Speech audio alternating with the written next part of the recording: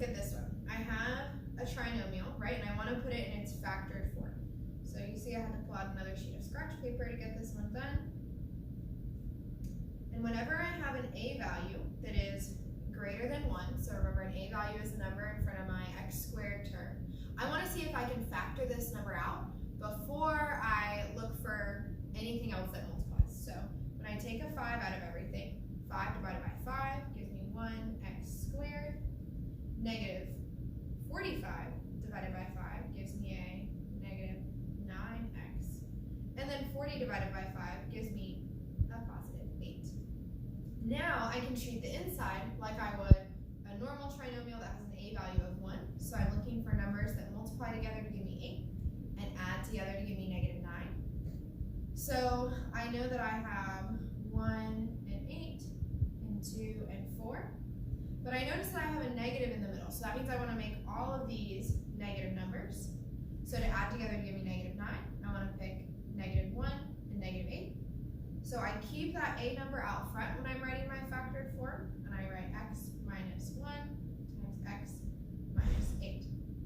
I notice that both my sets of parentheses are the same between what's on the paper and what I just factored. So a 5 has to go out front, right? And that's exactly what I want to see. So let's look at our next problem. So for this one again, we can use our box method because we are multiplying.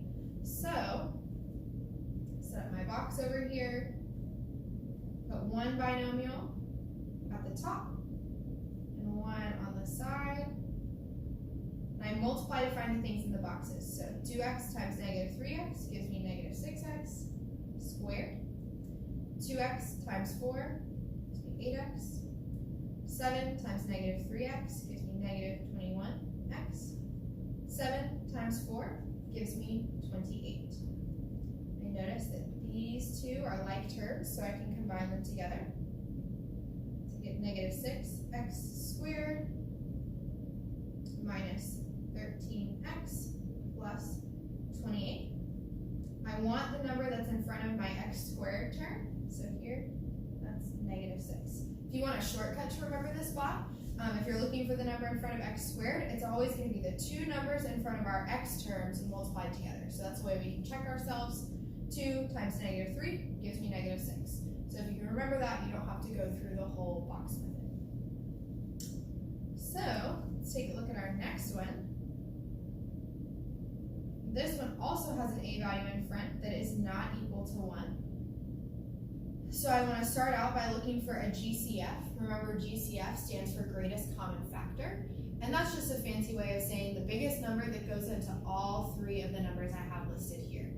3 is going to be my GCF for this one. So I'm going to start by factoring out 3 from every single term. 30 divided by 3 gives me 10x.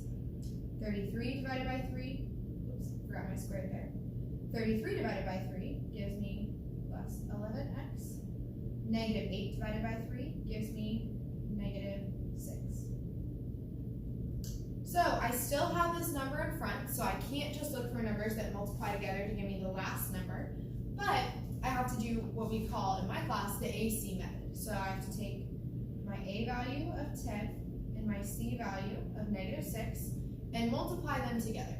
So 10 times negative 6 gives me a negative 60. And that's the number that I'm looking for numbers to multiply to, but I want them to add together to equal 11x.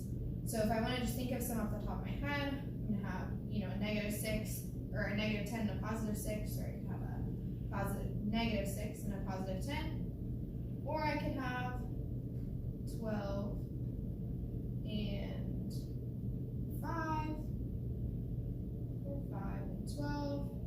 These are the first ones that come to my head. Still not the ones that I want. So I also know that 15 times 4 gives me 60. So I could have both versions of this with negative and positive. And this last one is the one that I want. Because when I do negative 4 plus 15, that gives me a positive 11. So when I rewrite up here, I'm going to have my 10x squared, because that doesn't change.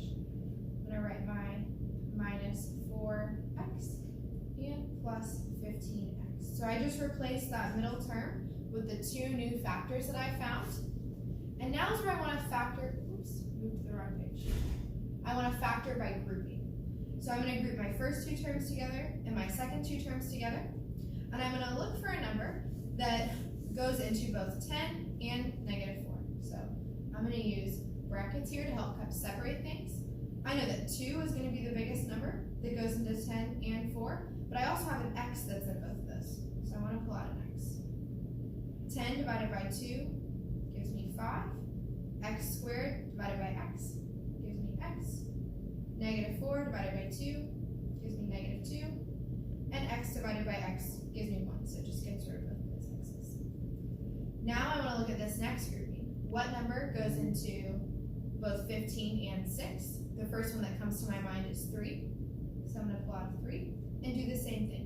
15 divided by 3 gives me 5. And then I have an x. -6 divided by 3 gives me a -2. I have the same thing inside both my parentheses, so I want to write that one right here. If they don't match, then I've done something wrong. This is not an unfactorable problem, and so I want to make sure that what's left inside my parentheses matches. And then I look again. So I want to bring these two numbers that are by themselves down and put them in a parentheses together. So I get 2x plus 3. When I look over at what I need to fill in, I already have my 3 where it needs to be. I have a 5x minus 2 in both places. But I need to fill in for this one, the one that has plus 3. The number in front of my x value is 2. So I'm going to put 2.